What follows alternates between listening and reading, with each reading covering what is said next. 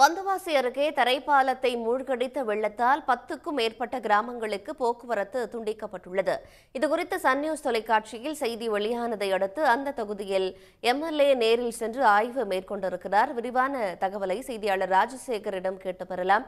ராஜசேகர், தற்போது வந்தவாசியை பொறுத்தவரைக்கும் எத்தனை கிராமங்கள் வெள்ளத்தில் சிக்கியிருக்கின்றன? இப்போ சன் நியூஸ் செய்தி எதிரொலியாக சட்டமன்ற உறுப்பினரும் ஆய்வு மேற்கொண்டு வரார். அவர்கிட்ட பொதுமக்கள் விடுக்கும் கோரிக்கை என்ன? கள நிலவரம். வந்தவாசி அடுத்த அம்மனம்பாக்கம் கிராமத்துல தரைப்பாலம் ஒண்ணு இருக்குது. அந்த தரைப்பாலத்துல தொடர்ந்து மழை 2 நாட்களா தொடர்ந்து மழை பெய்து ஒரு காரணத்தினால அந்த தரைப்பாலத்திற்கு மேலே சுமார் 4 அடிக்கு மேல தண்ணி கரை புரண்டு ஓடுது.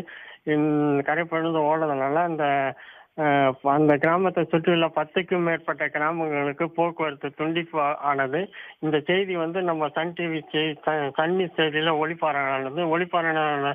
தகவல் அறிந்த வந்தவாசி திமுக சட்டமன்ற உறுப்பினர் அம்பேத்குமார் அந்த இடத்தை ஆய்வு செய்து நெடுஞ்சாலைத்துறை அதிகாரிகளிடம் விரிவான தகவலை கேட்டு இதுக்கு இன்னும் 1 வருட காலத்துக்குள் இந்த மேம்பாலம் அமைக்கப்படும் என்று உறுதி அளித்தார். அப்போது அங்கு கூடியிருந்த மக்கள் என்ன கேட்டாங்கன்னா, இப்போ எங்களுக்கு 15 ஆண்டுகளாக நாங்கள் இது கட்டி தரணும் கோரிக்கை வச்சுட்டு இருக்கிறோம். அதே போல இந்த தொடர் மழை பெய்திருக்க சொல்ல இந்த மேம்பாலத்துக்கு மேல தண்ணி பகுதி இதை ஒவ்வொரு தடையும் நாங்க அனுபவிச்சு வரோம்.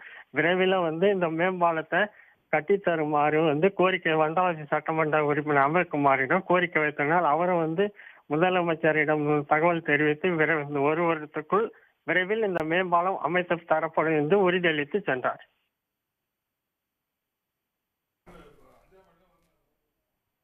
ராஜசேகர், விவரங்களை வழங்கியமைக்கு நன்றி. உடனுக்குடன் செய்திகளை தெரிந்து கொள்ள சன் நியூஸ் பெல் ஐகானை கிளிக் பண்ணுங்க.